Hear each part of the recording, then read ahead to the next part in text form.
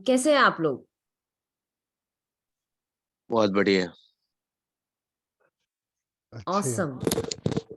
तो आज एक रिन्यूड एनर्जी के साथ एक बहुत ही सुंदर टॉपिक से शुरुआत करेंगे।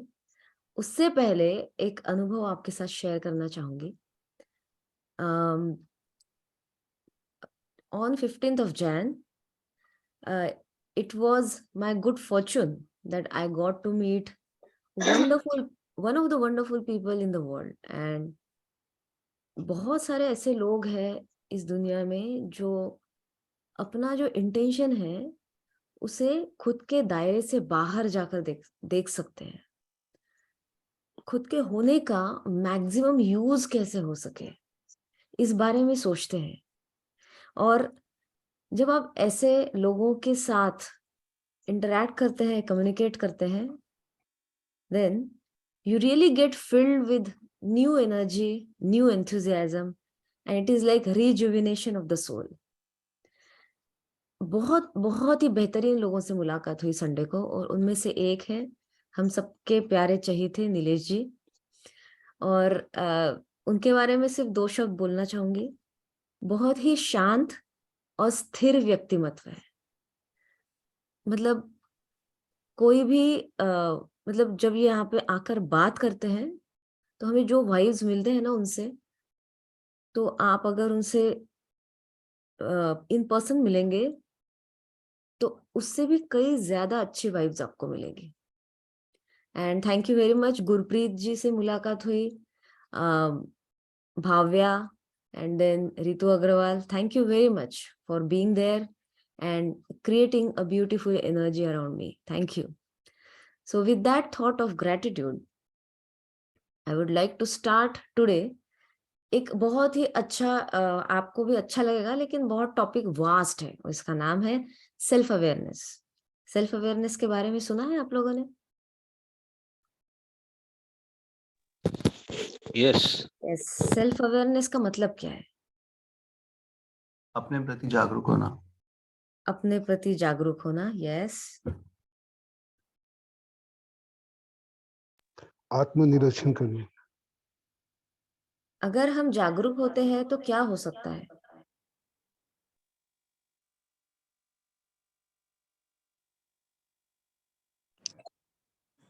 हम सजग हो जाते हैं। हर काम करते टाइम पहले सोचते हैं ये गलत है, अच्छा है, कैसे बिहेव करना चाहिए, दूसरों के बारे में सोचते हैं।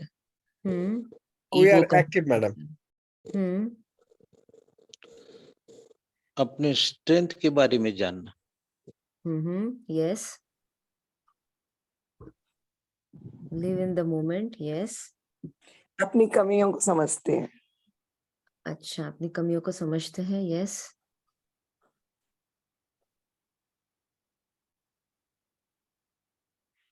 और अगर सेल्फ अवेयरनेस में हम नहीं हैं तो क्या होता है? हम लापरवाह हो जाते हैं। ओके। बिना सोचे समझे डिसीजन लेते हैं। हम कमजोर बनते हैं। हाँ।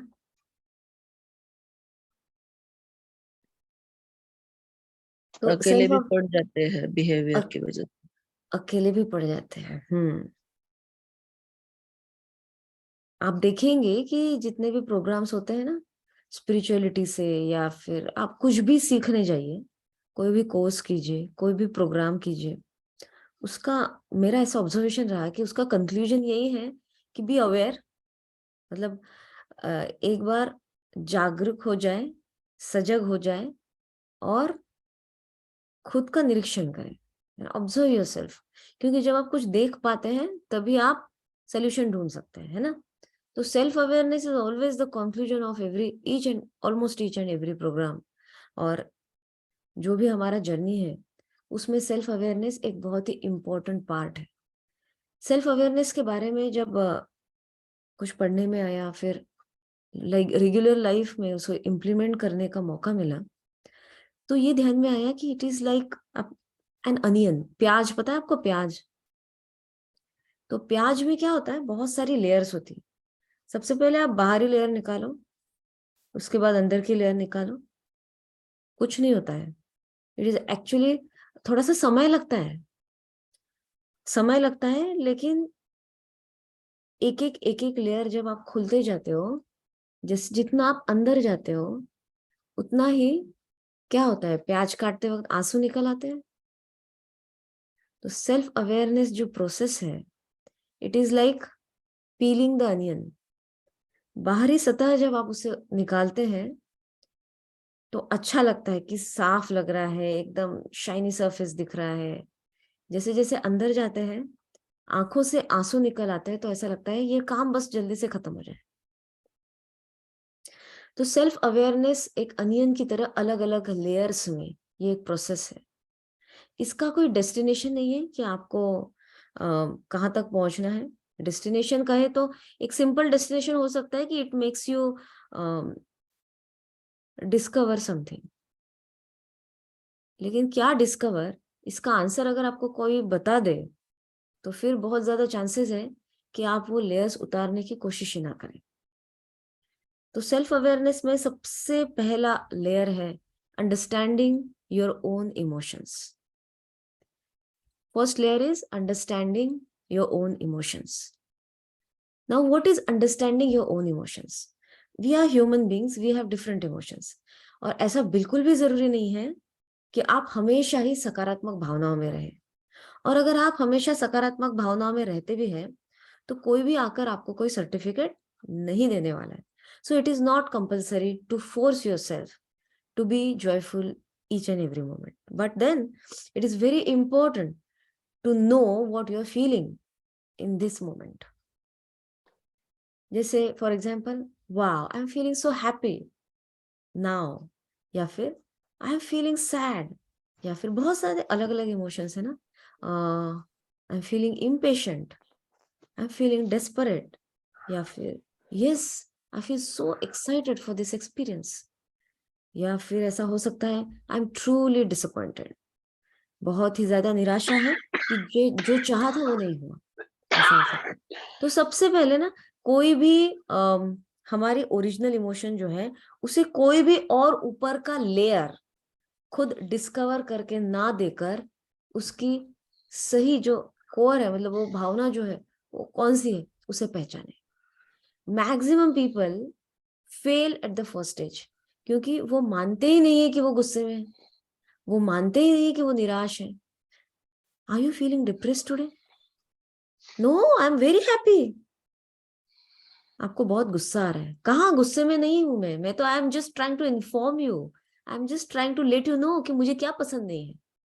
होता है ऐसे, किसी कुछ लोगों के साथ होता है, आपके साथ होता है ऐसे कि आप गुस्से में हैं या निराश है, और आपको कोई कह रहा है कि आपको ऐसा फील हो रहा है, और तुरंत आप उसे डिसरिगार्ड कर देते हैं। Yes, yes, Yes. yes. क्यों करते हैं हम ऐसा? इमोशंस नहीं दिखाना चाहते ना, इसलिए।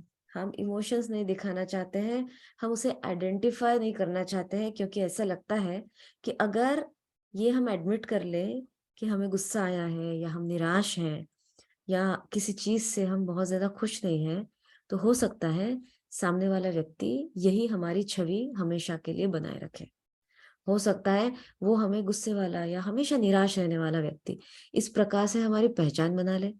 कहीं ना कोई फियर है कि हम उसके साथ, उस भावना के साथ, मतलब रिकॉग्निशन में नहीं आना चाहते, वी डोंट रिकॉग्नाइज। लेकिन जब आप उसे रिकॉग्नाइज नहीं करते हैं तो क्या होता है, आप ये कहते हैं कि आप उसके अपोजिट इमोशन जो है उसे प्रूव करना चाहते हैं। फॉर एग्जाम्पल, हस्बैंड और वाइफ दोनों का इंटरेक्शन चल रहा है, और वाइफ कहती है क्या हुआ आज आप अपसेट दिख रहे हैं? तो हस्बैंड कहते हैं कुछ भी नहीं, कुछ तो नहीं, अपसेट कहाँ, बिल्कुल भी नहीं। देन, नहीं मुझे ऐसा लग रहा है कि आप अपसेट हो, या कुछ तो सही नहीं चल रहा है। तो कहते हैं नहीं नहीं बिल्कुल, मैं एकदम ही बढ़िया हूँ और बहुत अच्छा चल रहा है, सही में बता रहा हूँ। अच्छा, are you sure about it? आप सही में ये कह रहे हैं? हाँ बिल्कुल बिल्कुल। तो फिर उसे लगता है, वाइफ को लगता है ठीक है भाई, अभी 2-3 बार पूछ लिया, और कितने बार पूछे, तो ठीक है, सब अच्छा है तो बहुत ही बढ़िया है।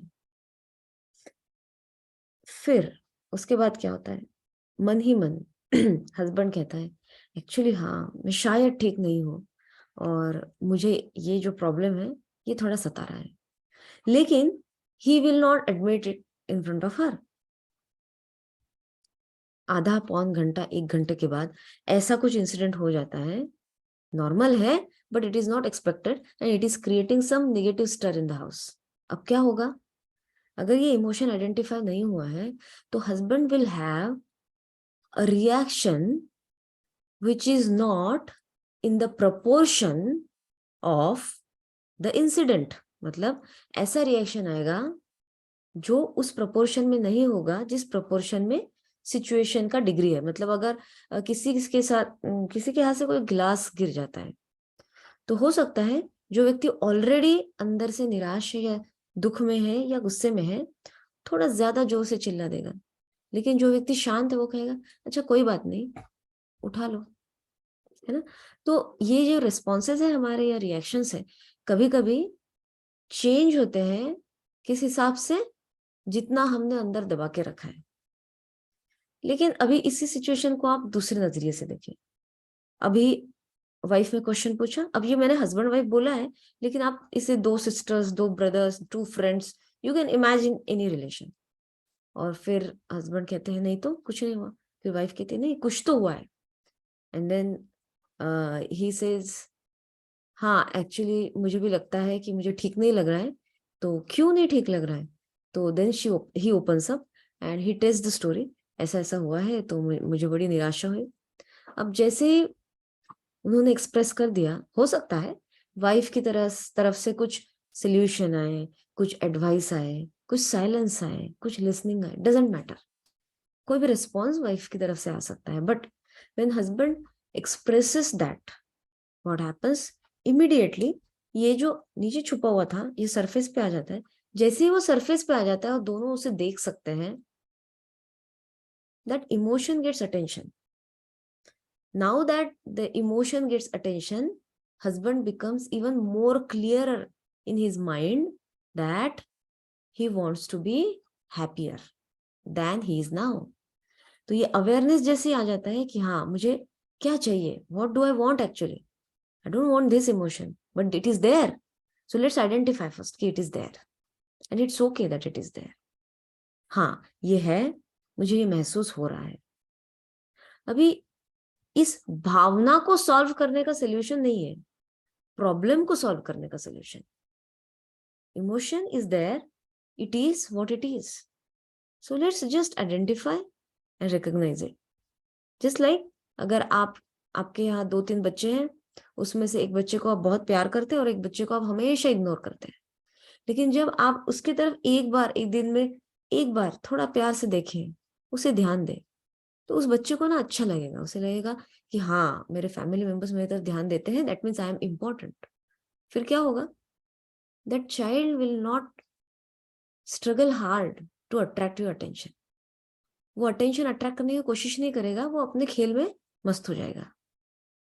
अगर आप उसे अटेंशन नहीं देते हैं तो बच्चा ऐसी कुछ हरकतें करेगा जिससे वो आपका अटेंशन ग्रैब कर पाए. उसमें वो कुछ ऐसी भी चीजें करेगा जो एक्चुअली मतलब डिस्ट्रक्टिव है. फॉर एग्जाम्पल जानबूझ के किसी से फाइट करना, जानबूझ के कुछ ऐसी गलतियां करना जिससे लोगों का ध्यान हमारी तरफ हम आकर्षित कर पाए. तो ऐसा ही भावनाओं के साथ होता है. हमारी भावनाएं, हमारा मन एक छोटे बच्चे की तरह है. तो जैसे ही आपको ऐसा लगे ना ये नकारात्मक भावना सरफेस हो रही है, उसे थोड़ा ध्यान दें. क्यों है, क्या है, इसके अंदर जाना ही नहीं है. जैसे ही आप ध्यान देंगे ना, आप देखेंगे कि धीरे धीरे वो डिसअपियर हो रहा है, क्योंकि उसे आपका अटेंशन चाहिए था, वो अटेंशन मिल गया, अब वो अपने खेल में मस्त है. लेकिन जब आप उसे ध्यान नहीं देते हैं तो बार बार वो और ज्यादा ओवर रिएक्ट करेगा. कहीं किचन में किसी के हाथ से ग्लास गिर गया तो ये जो है ये इमोशन और ज्यादा इंटेंसिफाई होकर बाहर आएगा. और जब कोई भी इमोशन इंटेंसिफाई होकर बाहर आता है, अगर सकारात्मक है तो हम बड़े खुश होते हैं, लेकिन अगर नकारात्मक है तो जनरली हमें अच्छा नहीं लगता है. तो उससे अच्छा है कि जब वो सरफेस हो रहा है उसे ध्यान दें. तो ये सेल्फ अवेयरनेस का सबसे पहला लेयर है कि being aware of your own emotions. So जो भी भावना है उसे सिर्फ स्वीकार करें, आइडेंटिफाई करें.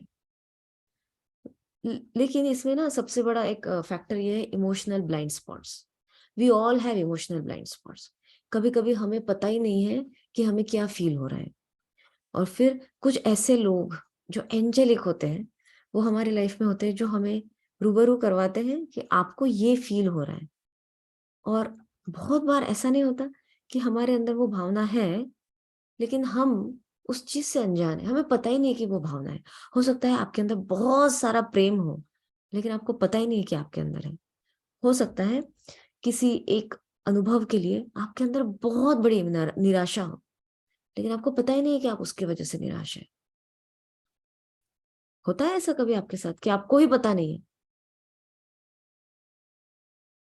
या फिर आपको पता है लेकिन आप उसे स्वीकार नहीं करना चाहते? यस। कभी कभी पता भी नहीं होता है और कभी कभी पता भी होता है, तो दोनों यस, पॉसिबिलिटीज यस, है। हाँ, कभी कभी कोई इमोशन होती है जिसे हम मिसअंडरस्टैंड भी करते हैं। तो पहला जो लेयर है ना, पहले उसी पर काम करके, तो पहले बस, और किसी के सामने जाके हमें अनाउंस नहीं करना है। किसी ने क्वेश्चन पूछे तो उसे आंसर देने की जरूरत भी नहीं है, हमें खुद को ही आंसर देना है। जरूरी नहीं है कि आप अपने क्लोज लोगों के साथ ये शेयर करें कि हाँ मुझे ये फील हो रहा है, बिल्कुल भी नहीं। It is your choice. हर एक का अपना अपना एक स्वभाव होता है। कुछ लोगों को बोलकर दिखाना बहुत अच्छा लगता है, और कुछ लोगों को अपने अंदर ही रखना अच्छा लगता है। That is okay, that is okay. That is a space of freedom of expression, and you can have your own way of expression. तो आपका वे ऑफ एक्सप्रेशन एटलीस्ट इतना आपको अलाउ करना है कि अंदर ही अंदर स्वीकार करें कि ये जो भावना है ना, इसे मैं बहुत ज्यादा अंदर तक महसूस कर पा रहा हूँ या महसूस कर पा रही हूँ। और ये कभी कभी क्या होता है कि बहुत सालों तक हमें बचपन में सिखाया जाता है कि दुखी नहीं होना चाहिए, या फिर इस तरह से किसी से बात नहीं करनी चाहिए। तो हम लोग ना आइडेंटिफाई या उस इमोशन को थोड़ा इग्नोर करने की कोशिश करते हैं। हमारी ट्रेनिंग हो चुकी है। इसीलिए जब कुछ भावनाएं उभर कर आती है, जैसे किसी के बारे में हमें, अगर हमारे अंदर बहुत ज्यादा प्रेम भी है ना, तो उसे भी एक्सप्रेस करना हम प्रिवेंट करते हैं, क्योंकि हमें सिखाया गया है कि हमेशा मटेरियलिस्टिक थिंग्स या योर गोल्स एंड अचीवमेंट्स के बारे में ज्यादा सोचें। तो हम उसे भी, इवन प्यार को एक्सप्रेस करने में भी खुद को कंट्रोल करते हैं। और फिर कोई अगर एक्सप्रेस करता भी है ना, तो हमें बड़ा अजीब लगता है। वी फील वेरी अनकंफर्टेबल कि ये कैसी भावना है, या ये अजीब नहीं लग रहा है।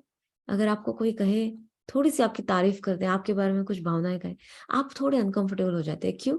क्योंकि ये रेगुलर प्रैक्टिस नहीं है ना। हमने कभी खुद को भी अप्रिशिएट नहीं किया, तो फिर कोई दूसरा अगर हमें आकर अप्रिशिएट करे तो हमें थोड़ा अटपटा लगता है। अगर यस, कोई प्यार यस, जताए तो हमें अटपटा लगता है। अगर कोई ये कहे आप बहुत ही बेहतरीन इंसान है, आई गारंटी यू, इस कॉल पे जितने लोग हैं, अगर मैं जाकर उनको 1-to-1 फेस टू फेस कहूँ ना, आप बहुत ही बेहतरीन इंसान है, मुझे आपके साथ बहुत अच्छा लगता है, आपको बहुत खुशी नहीं होगी। सबसे पहले आप अनकंफर्टेबल हो जाएंगे। I guarantee you, you will become uncomfortable. आपको लगेगा अरे ये क्यों ऐसा कह रही है, ये पल्लवी मैम को क्या हो गया है, and you will start appreciating me. Right और राइट? क्योंकि हम ना देख ही नहीं पाते हैं, कुछ चीजें हम देख ही नहीं पाते, और कोई अगर देख पाए ना, तो हमारे वो ब्लाइंड स्पॉट्स जैसे ही सरफेस हो जाते हैं, हमें लगता है अरे ये किसी ने देख लिया, एंड वी बिकम अनकंफर्टेबल।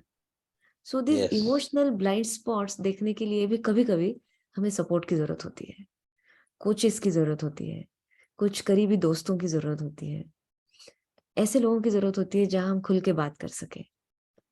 तो ये ये एक टास्क है, रिस्क नहीं कह सकते, ये एक टास्क है which is huge I think, and it is interesting, very interesting.